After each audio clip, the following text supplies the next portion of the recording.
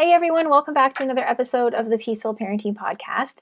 Today, Corey is here with me, and we are talking about when your extended family is not on board with peaceful parenting, which comes up so much. Welcome, Corey.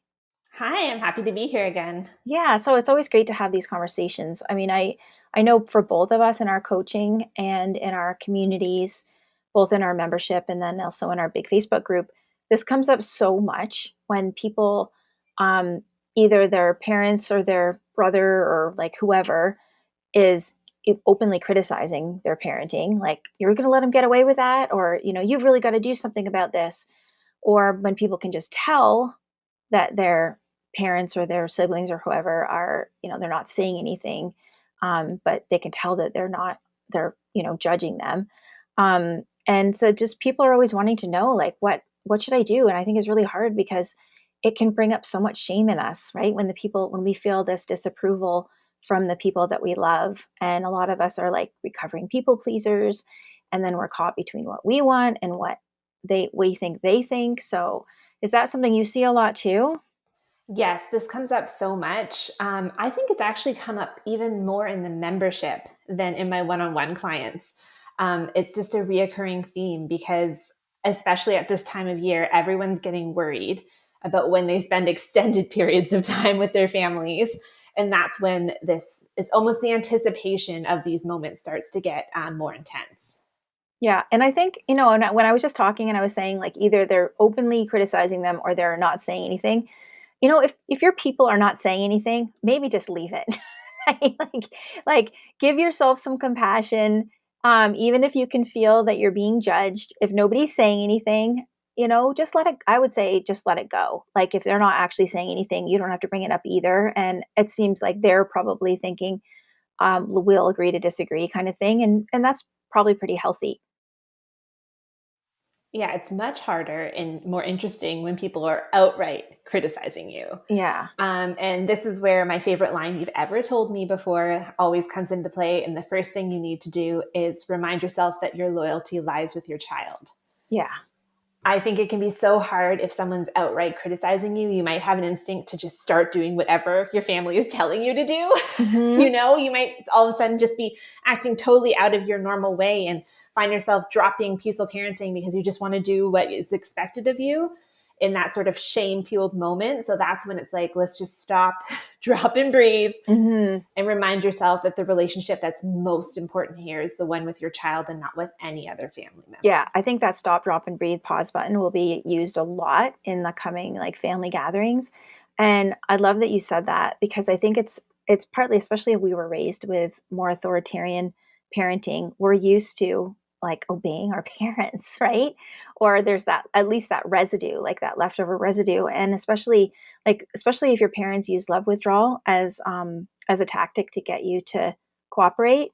And if anyone doesn't know what I mean by that, it's like the silent treatment or just in some way your parents made you know that they were unhappy with you when you did something that they didn't like. And so that can be really triggering. Like that can be super triggering, like back to our own childhood and like our inner child. So maybe like just a moment to shout out too, like speak to your inner child when that's happening. Like if you can feel that disapproval of your parents, give a little love to your inner child who experienced that, and just some compassion, like I'm sorry that you experienced that when you were little, like it's different now. You don't have to, you're safe, right? You're safe even if you're getting that love withdrawal. And I think as kids we didn't feel safe if we got that love withdrawal. Yeah, that's so true. When you say love withdrawal, that instantly makes me think of when parents say, I'm not angry, I'm disappointed. Right. I'm just disappointed. As if Right? that's any better, as if it's worse, right? Yes, that's, that feeling of like, I'm disappointed in you. Like, Yeah. that's what it can feel like, even as an adult with your child in that situation. Yeah, totally. Well, when we were talking about sort of preparing for this episode, I sort of mentioned that I think there's two phases of it, right? There's like the first phase, let's assume that they just don't understand peaceful parenting, right? And they don't know what it's about, and there could be like an education piece, and then they're like, "Oh, okay, I get it. That makes a lot of sense." Like I actually remember one of our members, Lauren, was talking about her parents had signed up for the summit because they really wanted to understand like this, peaceful parenting thing that she was doing, and she was so thrilled because she felt like that was going to really help them understand her and her parenting more. So there's that like phase one, like, maybe they're criticizing it because they don't understand it. And then we can talk about sort of some different strategies if you're in phase one, but then there might be phase two where they do know what you're doing, but they just don't agree with it. And they, and that might be a different phase. So in phase one, like in that education piece, um, I think one thing that can be really helpful is to help them understand how the advances in brain science and the nervous system, like how we understand the nervous system and how the brain works, and maybe even like send them. I know you had mentioned to me before that you thought to send them the article about what is peaceful parenting, which I think is great. And we'll link to that in the show notes for anyone who doesn't know that article that I wrote about, just explains the big ideas of peaceful parenting. And I think even further than that, to share the science, right? Like maybe, if they'd be willing to listen to a podcast, there's the podcast I did with Stuart Shanker, which was one of my all-time favorite ones, talking Yes. about how misbehavior is stressed behavior. And he's a scientist who's talking about, this is why kids misbehave and this is what's going on. So I don't know, are there any other education pieces that you can think of that would be helpful if they're sort of in that first phase? Yeah, I think it's so fantastic that Lauren's parents did the summit. I got my parents to do it this year too.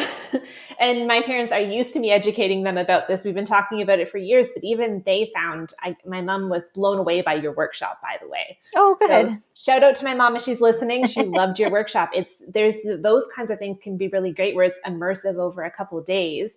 But if your parents or family members don't have the bandwidth for that, would they be willing to sign up for your newsletter? Yeah. Like, because that's such a great little quick reflection that comes once a week that you can Hmm. just kind of read on your own away from someone else telling you what to learn about.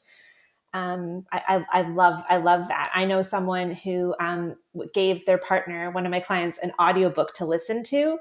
That was one of our favorite peaceful parenting books, to just listen to it on their own and digest it. So if a parent has an Audible subscription or Yeah. is open to something like that, that might be a good way too.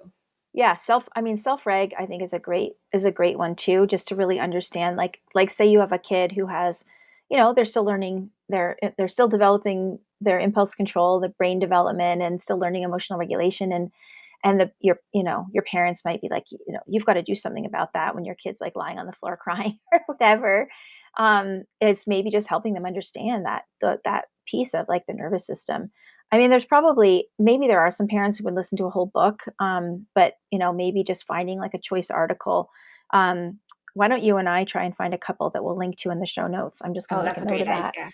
idea. We'll link to a couple articles in the show notes that people can share with parents or loved ones who are, don't understand that the relationship between the nervous system and brain, etc. So yeah, and I think just I love how you said to me earlier, just to set that limit when you are going to be visiting, just like this is what we're doing and it's not up for discussion. How do you think you would put that? So I love this line. I think you got it from one of your clients a long time ago, but she said it with such graciousness that I think it would really put, any parent at ease. And that's coming from the angle of being like, look, you worked so hard as a parent. And, I'm so thankful for, you've been there for me, but I just want you to enjoy your grandchildren when you're around them. So, if anything's going wrong or you're having any problems, come get me. I can take care of that part. And I just want you to have the enjoying your grandchildren part. Yes, I love that. So it's kind of like it's it's a nice way of saying is saying stay out of it, wrapped up in a bow of we're just giving you this gift of you just get to enjoy them and you don't need to worry about the quote discipline. I love that. And I think just you know I think maybe having a pat line too, where if you do get a criticism coming your way or you do get a comment coming your way, what I love to say is, and what's so funny is I had a client once who, when I told him something he wasn't super thrilled about hearing, he said this to me, and I said, "Did you get that from me?" He's like, "Maybe," but he said, and this is what I suggest that people say, which is, "I'll take that into consideration," because that's kind of a conversation ender, right? It's like, I'll take that into consideration is not saying, no, I'm not going to do that. And it's also not saying, I will do what you're asking me to do. But I think it's a pretty thoughtful way of kind of saying, like, this is not up for discussion. I'll take that into consideration, and maybe even add something to soften it a little bit, like, thank you so much for your concern. I know it's coming from a place of really deep love, and I'll take that into consideration. Yeah, that's so important. And I think the thing here too is you need to have confidence. And I think that might be something that is sometimes really hard when you're early on in your peaceful parenting journey. So this is going to be a big ask for people who are new to this or have really little kids.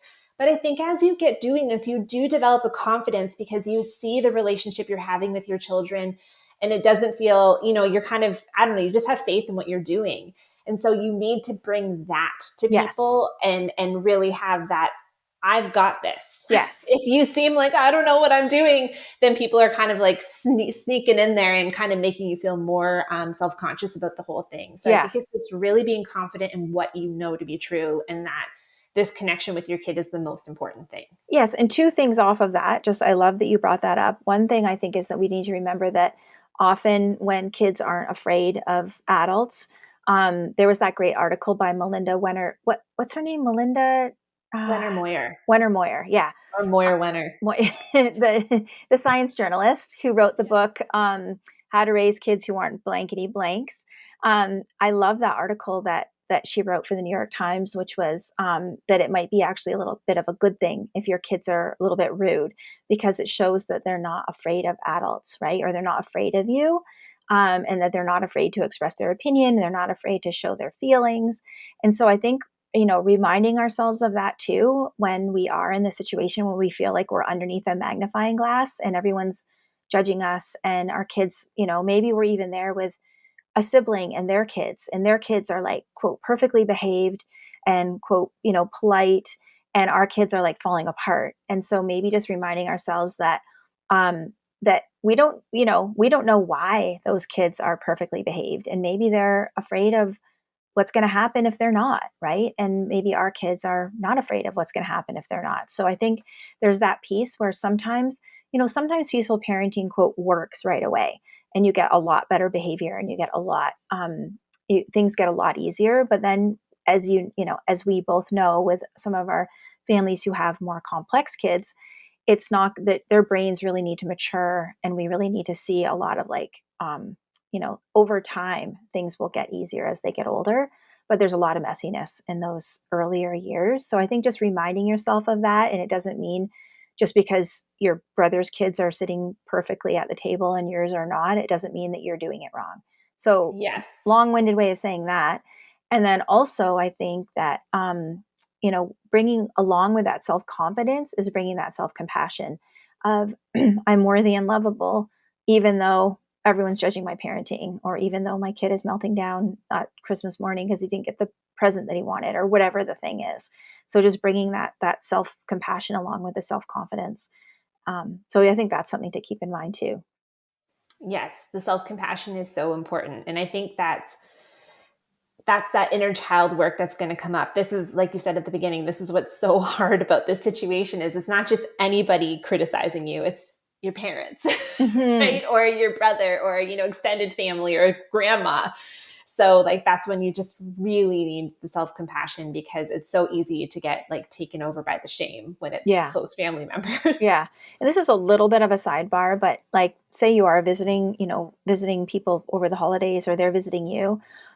This isn't exactly like what to do when they're not on board, but if they're not on board, it might be necessary to build in some breaks, just to like give everybody a little bit of breathing room so that you're not together all the time. And also, I think a lot of times our parents want to see us, right? And I know it can be hard sometimes with little kids around to feel like you're getting a good adult visit. So maybe plan to go out to lunch with your parents, or have some time where you're taking the kids out of the house if you're visiting them. Just a little bit of a sidebar, because I think that tensions, if there's some differences in opinion about parenting, tensions can tend to be a little bit higher. Okay, that is such a good point, because that brings us to the most important thing, which is that all relationships are about peaceful parenting, Yes. right? So basically, it's relationship principles, and they apply to everyone equally, that you need to regulate yourself when you're with people, you need to be empathy, and you need to have kind, firm limits. Hmm. And so, that's such a great idea of making sure that you're connecting with these people that you might not be agreeing with, can make it so much easier for everyone to agree to disagree, right? Yes. If you're not just all heightened, if you are regulated, and if you are, going out for lunch and feeling that bond that brings you together. Yeah, totally. So another thing that I just thought of that comes up, and I know I've had at least a couple of clients talk to me about this, is that their parents, their own parents, go into mama or papa bear mode when they feel like the grandchildren are giving the parents a hard time. If you can see the generations that I'm trying to refer to there, but like the grandparents see the grandchildren quote acting out, and then they become protective of their own kids. And so I think if you see that happening, just maybe taking your parent aside and saying, look, I really appreciate the concern and love that you're showing for me. So again, this is that, as you say, all relationships are rooted in the peaceful parenting approach. This is that leading with empathy, right? So before you have to make a correction with somebody, always lead with empathy. So if you want your parent to stop yelling at your kid because your kid is yelling at you, take them aside and say, listen, I really, really appreciate your concern. I can see how much love it comes from. And at the same time, because we never say but, because but erases all of the empathy that we just gave. And at the same time, I can handle this. And I've got this under control, and I have a plan. So I think that's really important too. Yeah, that's so important. And a sidebar that everyone needs to hear is, I've used that method of talking so much around my children that now they'll pipe in before I even start and say, at the same time. That's awesome. So you can train yourself to reword things a certain way. But yes, that's becoming a running joke in my house, the That's at the so same funny. time. Yeah, but is a bad word. And for more, but with two T's and with one T, no. That's right. And, I was also just thinking about something that Tasha recommends. Tasha Shore, who's our friend who talks about aggression. She says that a lot of times when people are, in public, or like they go to a friend's house, or your parents or whatever, and you're trying to help your child who has some tendencies to be aggressive. She said, front load it. I don't know if that's the word she used, but tell people right off the bat, listen, we've been having a little bit of, say your kid's been hitting a lot or something. Right off the bat, tell everyone, we've been having a little bit of trouble with hitting. So if you see that happening, just know that we've got a plan, and this is something that we're working on. So that, I think, does two things. One is it makes you not feel so self-conscious, because people will be like, oh, here's that thing again that she told us about, right? So Yes. it helps you not to feel that sort of shame and self-consciousness in the moment. And also it will, I think, like cut off at the pass any criticisms, because if you haven't said anything and your parent witnesses your child hit you, of course they're going to say something. They're going to want to say something, right? But if they see that and they're like, "Oh, this is the thing that they said they were working on," they might not say anything. Yeah, that's such a good line. That's such a good way to go about it. It's also the confidence that they don't need to panic. You have a plan and you're handling it. Yeah, yeah. So I'm just trying to think if there's anything that we didn't include when we wanted to talk about that sort of education piece and what to say to them. I think we've pretty much covered it. Oh, one thing that you had brought up earlier, that we haven't talked about yet, is the modeling piece. But just really remember that, just like when we have a partner who might not be on board with peaceful parenting, the most important, not the most important, one of the most important things is to model the peaceful parenting approach. And I think that's the same thing with our extended family. And over time, hopefully they'll see how that works. I know you've heard this story before, and I don't know if I've told this on the podcast, but I had a family member who I could tell was not impressed with our parenting in the early years. They disagreed with a lot of choices that we made and how we were doing things. And about I want to say 8 years in, when my kids were maybe like, maybe they were like 9, 6, and 3 or something like that. This person took me aside and said, had a lot of had a lot of doubts about how you and your partner were raising the kids, but now I can see that you really knew what you were doing, because they're just so wonderful. So it can take some time for people for that modeling piece to have the desired effect of people being able to see what you're doing. But really, trust me that it does, people do see it after a while, as that maturation process is happening. They do see it. Yes, totally. Yeah. Okay, I think the last thing we were going to talk about during phase one is the whole idea of boundaries. Well, I think, you know what, I think boundaries might be a phase two thing. Yeah, you Like, think? Okay. yeah, just because I think phase one education, and then if they don't follow what you're asking them to do, not get involved in the, maybe it's got a little foot in both area in both stages. Yes, But I yes. think that if you have done your part of trying to educate about what you're trying to do with peaceful parenting, and you're getting, your extended family is not, either they are continuing to talk to you about it and criticize you after you've made it clear that that's not open for a conversation, or they're outwardly going against, what you've asked them to do. I think that's when we bring in boundaries. Yeah, that makes sense. Yeah. So, why don't you? Yeah, I know you've done a lot of reading about boundaries. So why don't you explain what a boundary is? Because I think sometimes it can be confusing.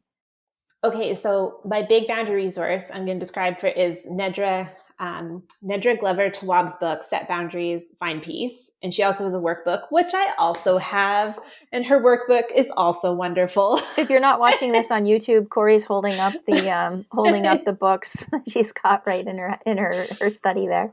Just full of tabs, with all the best parts. But so basically, a boundary is everyone thinks that a request is a boundary when you tell someone what you do or do not want them to do. But a boundary is actually about saying the request and then actually saying what you're going to do about that. So people know it's really more about what you are going to Yeah. be doing than what anyone else is going to be doing. I So, read this great example that really stuck in my mind, is really explaining it well, which is, say you have a friend that's always late to meet you for lunch. The boundary would not be, the boundary would not be, I want you to be on time for lunch. That's not the boundary. The boundary is, if you're not there within 10 minutes after the time we've agreed to meet, I'm leaving.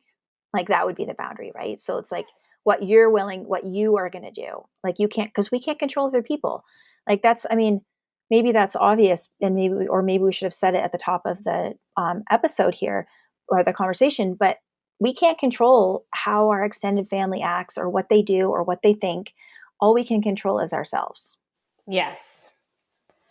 I think what I really love too about Nedra's work is she talks a lot about when you're setting boundaries, it's going to feel bad. It almost always feels bad, but you Say need more to about learn. that. Well, she said you're almost always going to feel guilty, right? Because you're telling someone that their behavior is technically not okay, and this is what you're going to do if they do that. So it can feel uncomfortable, and like those kind of conversations, especially people pleasers don't want to have. And she's like, you need to learn to tolerate those feelings, Mm. just like you've learned to tolerate feeling excited on exciting days. You can learn to tolerate feeling guilty or uncomfortable when you're setting boundaries. And she said the most important thing you need to do is you need to enforce them right away every time. So, in our example earlier, where you said essentially it was a boundary, the really nice way that we talked about being like, I'm going to handle discipline. I just want you to enjoy your grandparents. You need to act on that every time. So, if they start disciplining your children in a way you're not comfortable with, yelling at them time out or anything like that, you would come in and be like, thank you so much for trying to help me with this, but I've got this. Hmm. And then, kind of go in and take over handling that moment.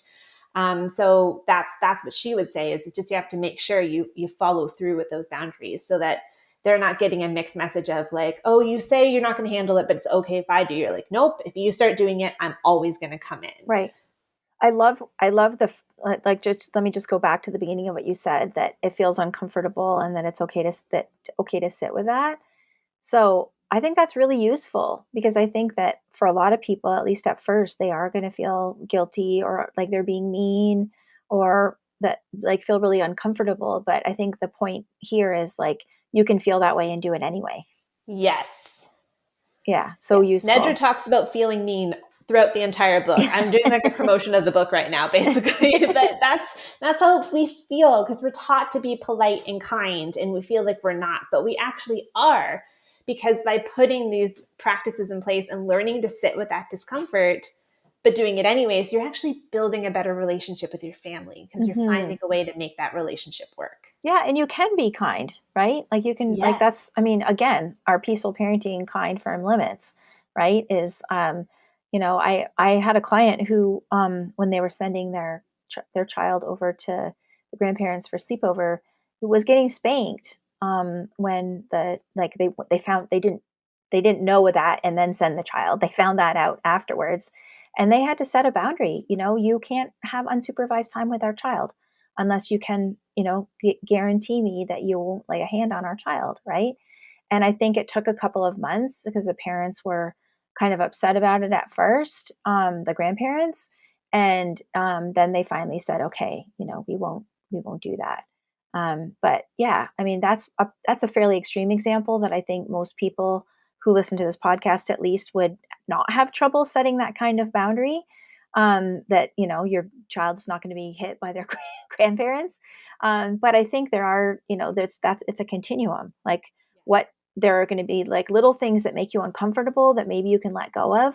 I've had people who ask me like, well, what if the grandparents are always saying like, if you're a good girl, then you get, an extra treat, or, things like that kind of make them cringe.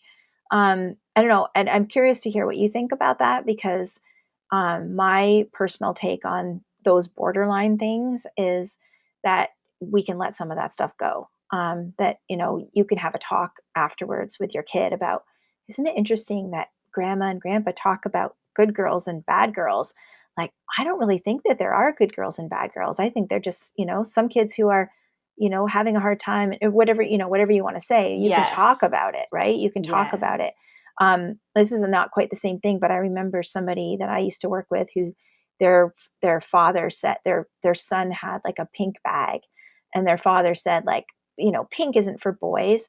And they talked to their child afterwards and just said, grandpa grew up at a time where that was something that, boys weren't allowed to have pink, or they got made fun of or whatever. And they just used it as a sort of a learning opportunity. So I think some things you can really just let it go, right? You can, I see, for anyone who's not on the video, Corey's taping this when her kids are at home, and one of them was just peeking in the window, which is like, you know what? It's real here, right? We have kids. It's true. It's um, true. so I think that, there's that whole idea of you have to decide what you can let go of and what is just too important for you to let go of, right? I think that's so important because it can get into a power struggle situation with your extended family. If you decide you're just going to like it's my way or the highway, that's not going to build that relationship. And if that relationship matters to you, then I think it's okay to let some of those minor things go. And only you can decide what that is. Hmm. We asked our membership, for some examples of questions they had, and a couple times food came up, and I found that interesting because food is something that comes up so much when you're with families, and food is so emotional, Hmm. because it can be tied to culture and traditions and all sorts of things, and people have so many different ideas about food. So I think in a lot of cases I'm okay letting food stuff go when I'm with extended family. And like you said, just having a debrief with your kids afterwards if you have different views about it. Or, I let my kids have, I don't have rules about, you do this and then you get this food. But that seems to be like in a lot of conventional parenting and comes up a lot with the families that we work with. Hmm. So I think as long as you tell your kids afterwards, I do think that's the important part though, is kids do notice it, and they're going to notice if you don't talk about it. Yeah. Totally. Yeah, and I think you can use it as, like a learning tool also, right? Because ultimately we want our kids to be critical thinkers, and that doesn't happen with, being wrapped in bubble wrap and, blinders and earmuffs, right? They like learn to be critical thinkers through being exposed to different ideas and developing their own ideas about that and their own thoughts about that. So, I do think also that we have to remember that we are our parents, like the main parents or caregivers, are the most important influence on the kids. Unless your parents are your daily, caregivers, right? But most of us live in a situation where grandparents are going to be more peripheral and not like that daily presence and influence. So I think really just like being able to let some stuff go, like let some of the smaller things go, is really a good idea. Yeah, so much so. And I like the idea too of us always wanting to be critical thinkers ourselves. And you and I talk a lot lately about how we've changed our minds about all sorts of things. Hmm. So being open to the fact and talking to our kids about, well, what do we think about that? And not just because something our extended family thinks is different than us, maybe we should actually consider it. Doesn't mean we have to be swayed easily, but I think it's good to just have that feeling of truly being open to other ideas too. Yeah. Yeah. No, I mean, it's hard. I think as our culture has gotten more and more polarized, Yes. it can be really hard to remember that you can love somebody that you don't agree with, right? Or you can not agree with somebody that you love. And I know I have a branch of my husband's family that there are just certain things that we do not talk about, right? And I do love them and I think they're good people. But it would be like if certain things came up in conversation, it would be really, really awful. um, so I think that can be okay too, is just to focus on the connection piece. And and I guess if you did have really big, important differences, that would be that your extended family refuses to honor that you believe differently about something, and they're still saying like homophobic things in front of your kids or something like that. That would be a boundary that I would draw. Yes. I think what's really helpful is what your extended family is like, what some of those tension areas are. So, going ahead and writing some of them down ahead of time and knowing which are the ones that I need to say something and what can I let go. And I think that can let you go to that situation a lot more relaxed because you don't feel like you have to fight every battle. You know what the things are. You're dropping the demands. Yeah. And we've learned so much from Amanda Diekman. It's proactively dropping the demands, dropping the need to fight about everything, and really honing in on what are the things that are non-negotiable that I need to enforce with my family with boundaries, and what are the things that I'm ahead of time knowing I'm just going to let it be. Yeah. I know when my kids visited their grandparents, especially my dad, they ate so much sugar. Like I remember once my son, Asa, my middle son, was visiting by himself. Was one thing my parents did that was nice was they would like take the kids on their own for visits occasionally, which was nice when you have three kids to just have like a little bit of solo time. But I remember Asa calling me once, and he was maybe 7 or 8, and called me and he said, "Guess what I had for breakfast? Oatmeal with ice cream on it." I was like, okay. So there are times where I think we just like, they're going to watch more screen. They're going to, especially if you're not there, right? They're going to eat more sugar. They're Yes. going to watch more screen. And I mean, we can just kind of let some of that stuff go. Yes. In my opinion, maybe for some people who are listening, that would be something that wouldn't be negotiable for them. But I guess I would just, I would encourage people to make sure that not every single thing is a non-negotiable, or it's going to be That's really, right. really hard to get along with someone. Yes, that then you barely have a real relationship. Yeah. Which I guess brings us to the final point, which is there are some times when a relationship is poor enough and you might have somebody who's struggling with mental health or addiction or, has some sort of limitations in that way. Or it was like an actually really truly toxic person where you might just want to really limit your time with them. And maybe even if it's a parent, maybe see them on your own without the kids, because that I think is sort of our last resort. And I know sometimes that is that ultimate boundary that people do really need to draw at some point if they are experiencing, they've tried all of the things that we've said and it's still no go.